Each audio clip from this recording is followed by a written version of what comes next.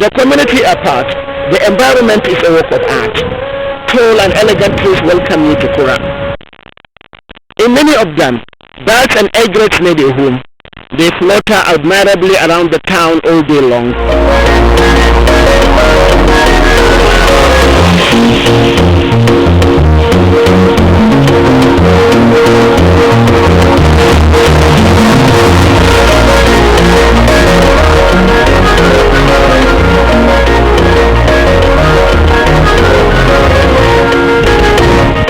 The trees offer a rich cover for the ground surface. They cool the environment and provided a relaxed platform for the community members to interact.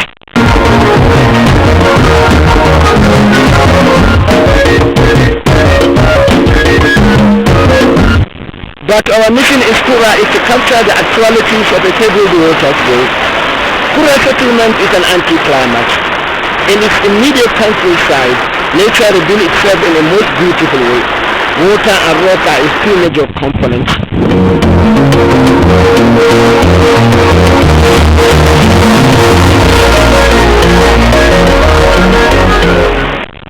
Our local guide led us through a motorable road, through steep slopes and top climbs, and armed with our work tools, we met to capture Kura Falls.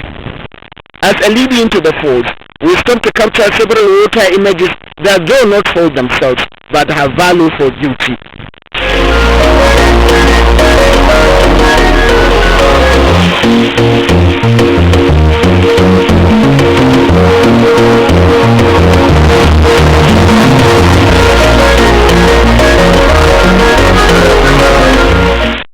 You can't follow through this road and still not appreciate the beauty that confronts you.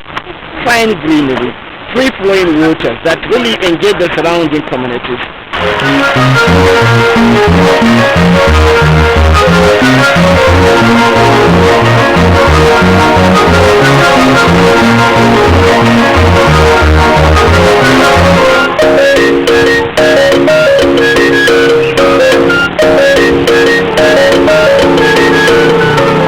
Eventually, we arrived to a place where we can take our beer into the waterfall. For the purpose of clarity, the waterhole has been a tourist home for over a century. Several people were witnesses to it in active form.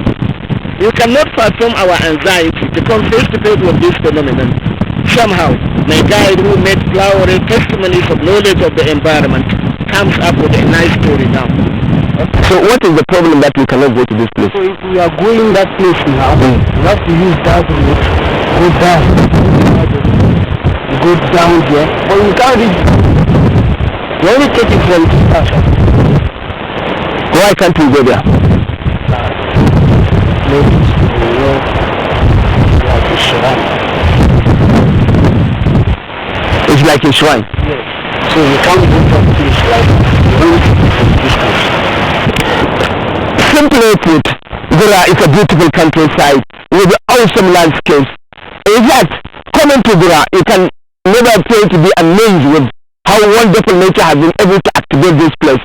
One indispensable aspect of Kura is its falls, which is just located out there. It is not rainy season, so you cannot so much hear the sound of water kicking as it is coming down in torrents down through the falls. We wanted to venture into the place, but you can see the area. The landscape is so rugged, it's so tough. Most of the crew are moving along are afraid when we go down, we may not come back. We may even have some, minor injuries and accidents going there. So, because of fear, we could not go further there to give you most of the pictures. But then, the most beautiful aspect of it all is that there is a waterfall there, and it is flowing beautifully. We ventured to find strategic location where from distance we can at least locate the fall. We climbed gigantic water pipes and strained our vision to see the fall.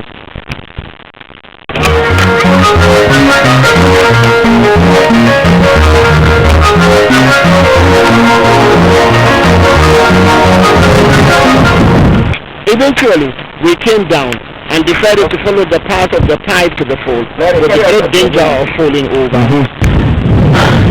Well, I actually think it is not going to be easy to accept the Kura Falls.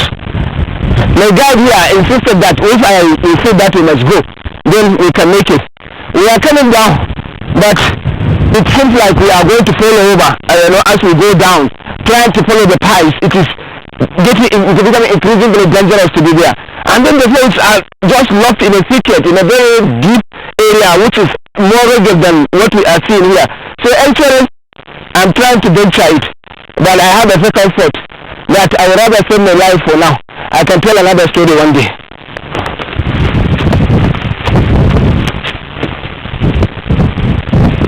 We may meet the waterfall, but we do not miss one significant development in this area that can help the nation planners to plan. It is a story that began in 1920. Kura is home to an electricity supply company that has been effective for over a century. It still is. The facilities of this company are pleasant additions to the already beautiful natural landscapes of the area. The Englishmen at the period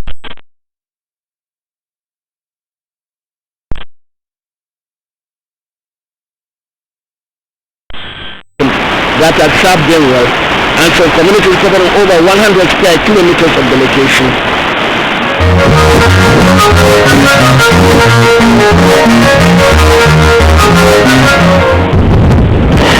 Well, I'd like to create a scenario for electricity suppliers in this country. Since 1920, an electricity company has been exploiting the water potential of Plateau to provide electricity to some selected communities across Jos and its metropolitan areas. Now I am thinking aloud, why can't we exploit some of the rich water bodies we have to provide electricity at a smaller scale, like this company that has been operating for over 120 years and it has been very effective?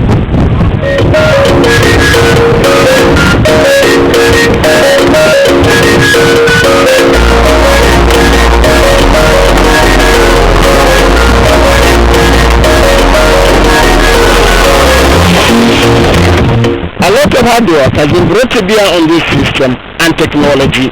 The programs are located close to each other.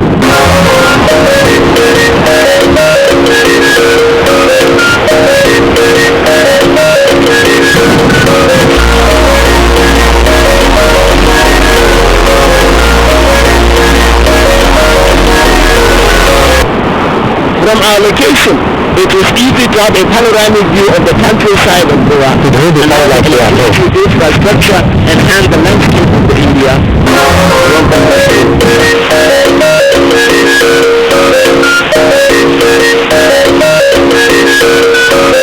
We actually try to link up with all the programs, difficult as the endeavor is. From the ground position, the dam sits beautifully like a giant cauldron with extensive body structure. They cover a wide area where the dam actually was done. Below are giant water outlets that carry out the water to different pipes of electricity turbines. Only one pipe is working now, but the volume of discharge is still good enough.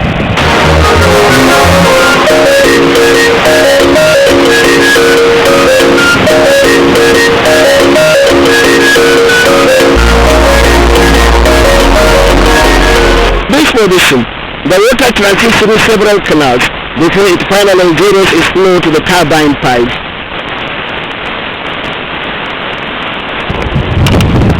Along the way, we have also seen a big safety valve. When water is full in the dam, it is being drained away through these canals. It is a safety catch to drain dam water before it is full enough to burst. Across the settlement of Kura, electricity supply has never been an issue since 1920. The staff working in the company were constructed affordable housing. It is a detached community close to the turbines where they live life close to waterfalls and beautiful water structures. We were led to observe how they access the turbines because they are located downhill, and to the uninitiated, access to the area can be a tough call.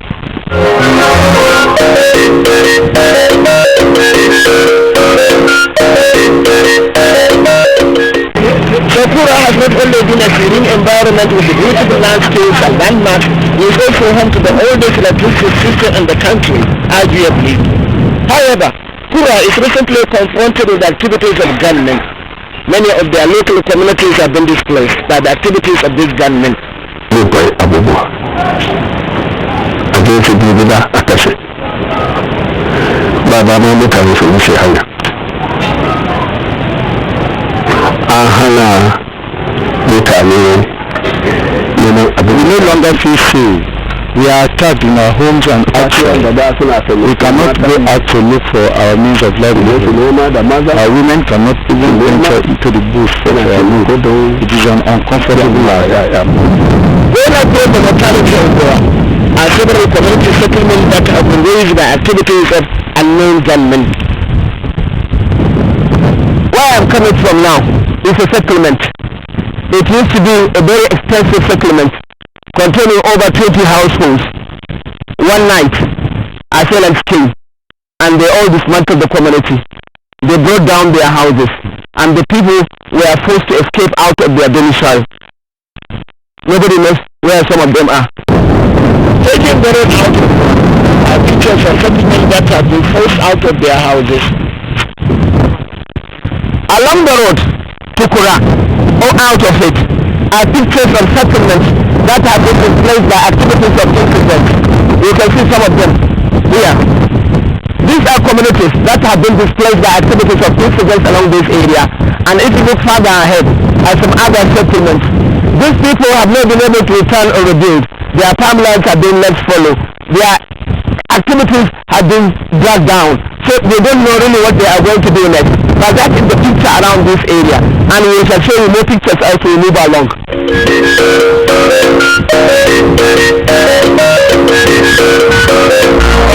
This community was displaced too. Many of the Saudis were burnt, but the people are returning. Despite the return, however, there are complaints from the residents. Our community along Kura Falls are some of the communities that have been displaced. You can look at their place, they have been displaced but they are coming back. In fact, I'm together with the two Ungos who have been displaced but now they are back and they are living part of their story. So Ungo, what are you doing? I am so yes, very so.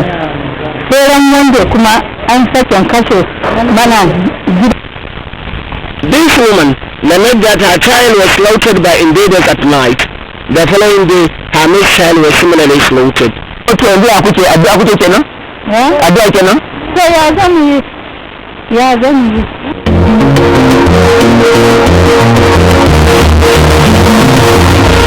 good news is that there are security personnel deployed to the village now.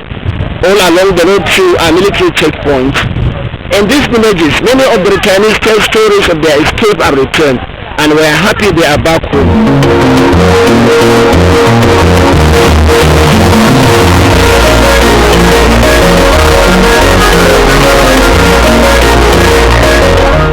There is another fear in Kura now. Gully erosion is reckoning to consume the only road leading to the area. It has advanced to almost half of the carriageway now, and with the rain setting in, the damage could be more.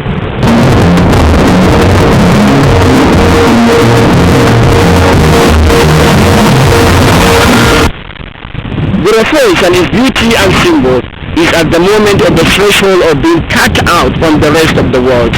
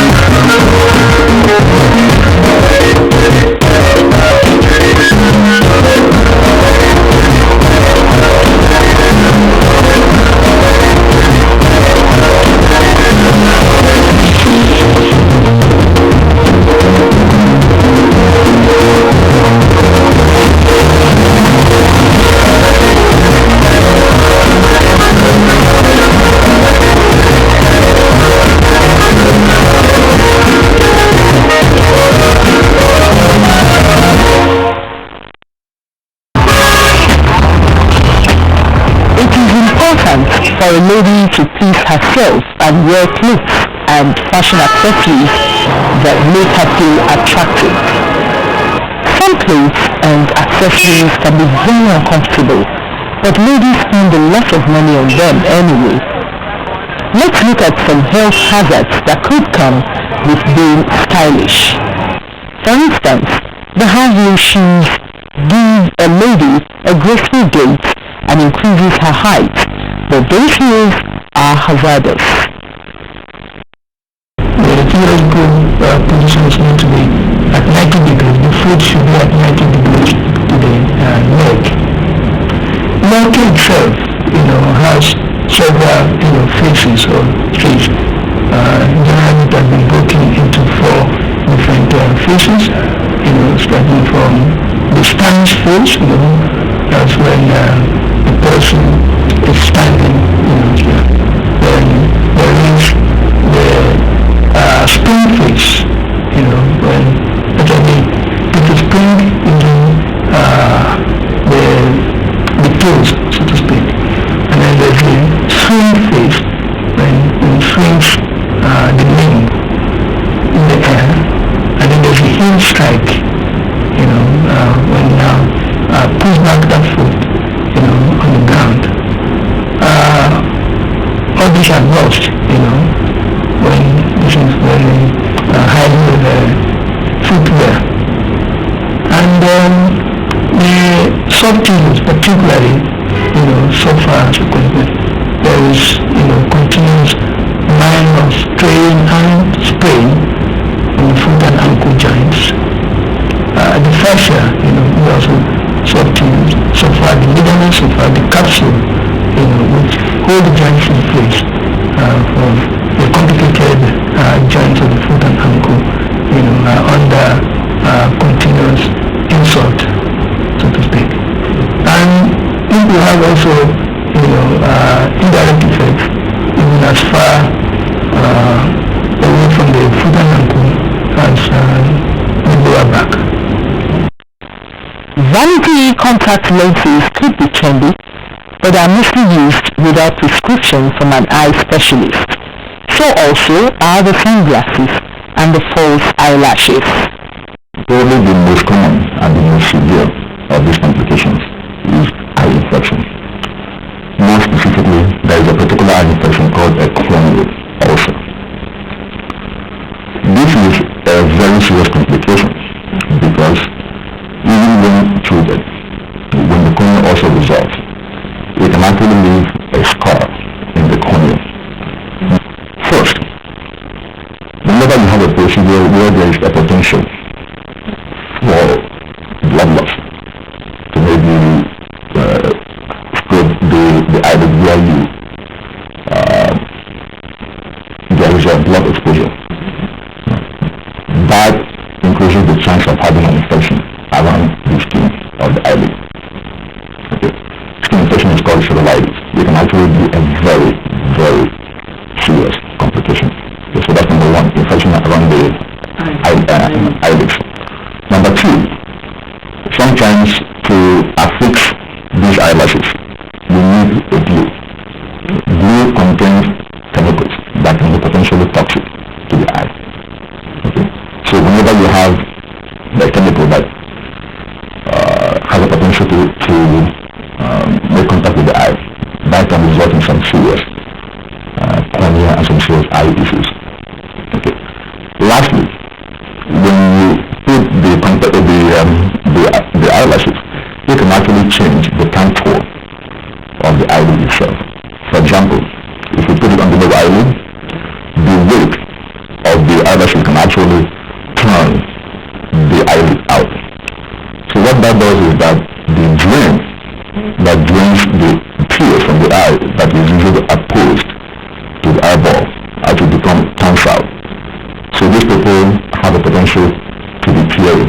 So they feel like they are crying all the time. That's because the drain that brings the eye has been, the position has been changed. If you affix it in the upper eyelid, you can actually turn the eyelid in where the eyelash itself is rubbing on the eyeball. That is very, very irritating and can actually lead to a very serious eye infection. What sunglasses does is to help to block some of the harmful UV rays and sunlight that is exposed to the eye. The huge handbags may be good news for your wardrobe, but they can be bad news for your health. The shoulder is not a particularly common joint for osteoarthritis because it's not in weight bearing joint.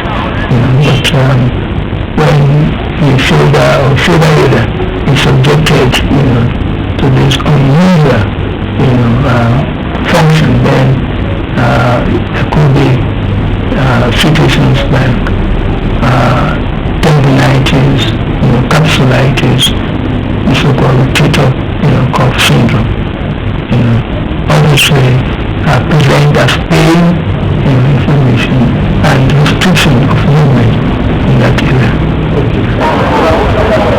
Another common trend among ladies is the low-waist jeans, though it offers the extra bonus of showing some of the backside. Flesh will be squeezed over the waistband, creating what is commonly known as muffin top. Also, it can disrupt nerves that are close to the skin around the groin, causing bruises and inflammation. So, don't wear them often, and don't sit for too long while wearing skinnies. Also, wearing heavy or large earrings puts pressure on the earlobes and stretches them.